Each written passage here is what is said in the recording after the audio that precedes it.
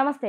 Welcome to our channel. నేను మీ పద్మావతి. ఈరోజు మనతో పాటు ప్రముఖ ప్రొడ్యూసర్ నటి కుమార్ గారున్నారు. మరి ఆయనతో మాట్లాడి మరిన్ని విషయాలు తెలుసుకుందాం. మీరు కూడా చూసేయండి. సార్, టీ కాంగ్రెస్ వారు ఒక సోషల్ మీడియాలో ఒక ప్రోగ్రామ్ అయితే కండక్ట్ చేశారు. అయితే దీంట్లోని ప్రజా పాలన అనేది ఒకటి, ఫామ్ హౌస్ పాలన అనే ఒకటి 2 ఆప్షన్స్ ఇచ్చి ఎవరికి ఏది నచ్చింది, మీరు దేనికి ఓటింగ్ ఎక్కువ వేస్తారు అనేసి ఒక పోలింగ్‌ని నిర్వహించారు.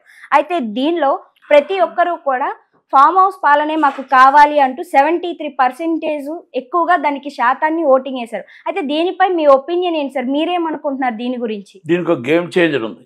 గేమ్ ప్లానింగ్ అంటే ప్రజల్ని ఏ విధంగా జగన్మోహన్ రెడ్డి గారు, ఏ విధంగా కేసీఆర్ గారు మలపగలుగుతారో, జనాల్ని ఏ విధంగా చెప్పించగలుగుతారో అది జనాలకు ఉంది. జనాల్లో వాళ్ళకి ఆ మైండ్ సెట్ ఉంది. అయితే రేవంత్ సర్కారు పని కార్యక్రమాలు చేస్తున్నా not supported is the government employees. అంటే గవర్నమెంట్ ఎంప్లాయీస్ వాళ్ళకి కరెక్ట్గా సపోర్ట్ చేయట్లేదు. ఇప్పటికీ కూడా టీఆర్ఎస్కి ఇక్కడ ఏం జరుగుతుందో ముందుకుంటేనే తిరుగుపరుస్తున్నారు అనేది నా వాదన. కేసీఆర్ గారు ఫామ్ హౌస్ పాలన కావాలని ఎవరు కోరుకోరు. ప్రజల వద్ద పాలన కావాలని కోరుకుంటారు. ఒక అభివృద్ధి కార్యక్రమాలు ఒకప్పుడు మనం రైతు బంధో ఇంకోటో కాస్త కోస్త ఉన్న వాళ్ళకి వేసినా లేని వాళ్ళకి వేసినా ఏదో అవసరం కాస్త మాట్లాడినా మీడియా మాట్లాడితే మీడియాని తీసుకెళ్ళి లోన్ వేసేవారు. ఇప్పుడు స్వేచ్ఛ ఉంది, ఎవరైనా మాట్లాడటానికి స్వేచ్ఛ ఉంది. అప్పుడు మాట్లాడటానికే స్వేచ్ఛ. ఇప్పుడు నాలాంటి వాడు ఇప్పుడు మాట్లాడుతున్నా, అప్పుడే మాట్లాడేటట్టు ఉంటే నన్ను తీసుకెళ్ళి ఆమె కేసు పెట్టేవారు. అపోజిషన్ ఎవరికి మాట్లాడటానికి లేదు. అపోజిషన్ ఎవరు కూడా టీఆర్ఎస్కి మాట్లాడడానికి లేదు. ఆఫీసర్లు లేదు, పోలీసు వాళ్ళకి లేదు. ఈరోజు పోలీసు వాళ్ళతో చెప్పి కేసులు పెట్టిస్తున్నారు. పోలీసు వాళ్ళతో చెప్పి కేసులు ఏం పెట్టించలే. లిక్కర్ స్కామ్ కేసు ఎవరు పెట్టించారండి? ఈడీకి పెట్టారు. ఢిల్లీలో ఏదో జరిగిందని, అది నిజమని. ఇప్పుడు ఆల్రెడీ మీరు మొత్తం టోటల్గా మన కార్ రేస్ కేసు ఉంది కదా, దాంట్లో కేసు ఎవరిష్టం డబ్బులు వాడారు. అవతలకి ఇచ్చినా కూడా మనీ ఈజ్ అకౌంటబులా కాదా? మరి అది ఎవరు పెట్టించారు? రేపు ఈడీ మళ్ళీ ఈడీ ఎంటర్ అవుతున్నా, లేకపోతే ఇంకోటి ఫోన్ ట్యాపింగ్ కేసు ఎవరిదండి? కాంగ్రెస్లో ఏం పెట్టించలేదు కదా. కాళేశ్వరం ప్రాజెక్టు డబ్బులు ఖర్చు పెట్టిగా నాసిరకం కాళేశ్వరం ప్రాజెక్టు మీరున్న టైంలోనే కదా అది బద్దలైపోయి ఆటోమేటిక్గా ఆగిపోయింది. ఓకే, అలాగే రిపేర్ చేయించి మనం పడిపోతే పూర్తిగా పడిపోయి మనం మొత్తం టోటల్గా చేయించేద్దామని మీరు అన్నారు. అది కరెక్ట్ కాదు, ప్రమాదం ఉంది కాబట్టి దాన్ని మొత్తం ఎంక్వైరీ కమిషన్ వేశారు. అంటే ఇవన్నీ కూడా కేసీఆర్ గారి హయాంలోనే జరిగినవే.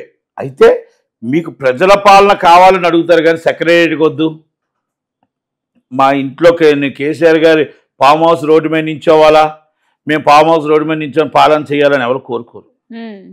నాకు తెలిసి రాజకీయ నాయకుడిగా ప్రజల దగ్గరికి వెళ్ళాలి, ప్రజల దగ్గర 24 గంటలు రేవంత్ రెడ్డి గారు కష్టపడుతున్నారు.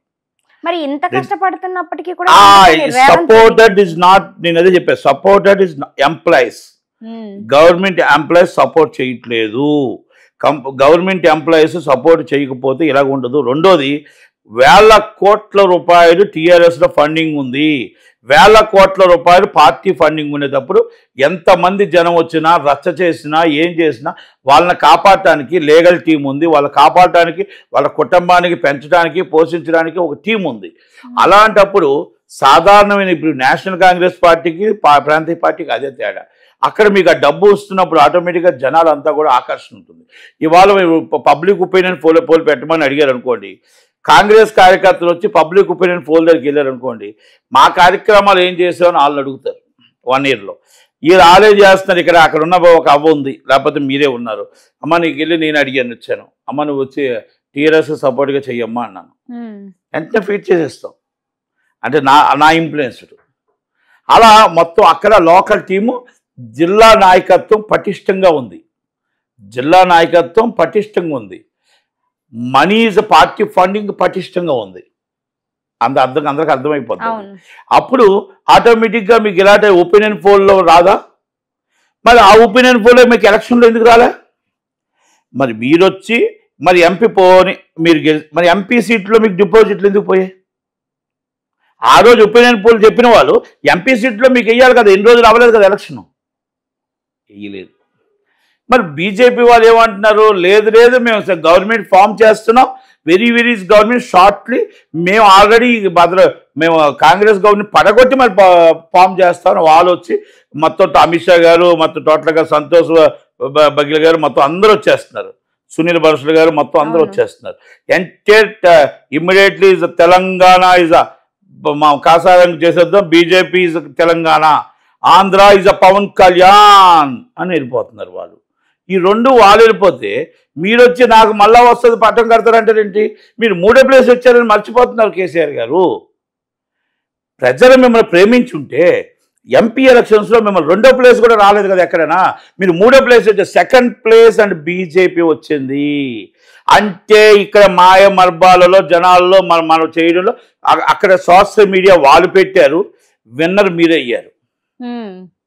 అదే ఇప్పుడు ఆయన కేసీఆర్ గారు కూడా అదే అంటున్నారు, ఏంటంటే ఇది టీ కాంగ్రెస్ వారు బిల్లు నేను కట్టాను, బిల్లు నేను కట్టాను, భోజనం మీరు తిన్నారు.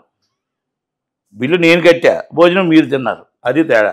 బిల్లు పే చేసింది కాంగ్రెస్ వాళ్ళు, మొత్తం టోటల్గా ఫుడ్ అంతా తినేసింది మీరు. అది అక్కడ అంటే అక్కడే లాజిక్ ఉంది. ఆ లాజిక్ ప్రజల దగ్గరికి వెళ్ళి ప్రజలతో. అదే ఇప్పుడు కాంగ్రెస్ వాళ్ళు ఏం చేశారు, మాకు పోస్టులు రాలేదు, మాకు పదవులు రాలేదు, నాకు పదవులు రానప్పుడు నేను ఎందుకు చేస్తా అంటే ప్రజాస్వామ్యం స్వేచ్ఛ అంటారు కాంగ్రెస్ పార్టీకి. ఆ స్వేచ్ఛలో వాళ్ళు సక్సెస్ అయ్యారు. ఇప్పుడు ఎలక్షన్స్ పెట్టినా మూడో ప్లేస్ టీఆర్ఎస్ వస్తుంది. మీరు నువ్వా నేనా అనే ప్లేస్లోనే కాంగ్రెస్ బీజేపీ ఉంది.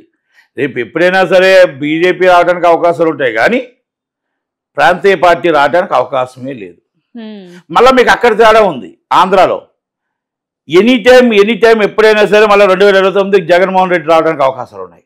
ఎందుకని అంటారు? జగన్మోహన్ రెడ్డి అనే వ్యక్తి అక్కడ మొత్తం ప్రాంతీయ పార్టీకి పండు బలంగా ఉంది, మొత్తం టోటల్గా జిల్లా నాయకత్వం పటిష్టంగా ఉంది.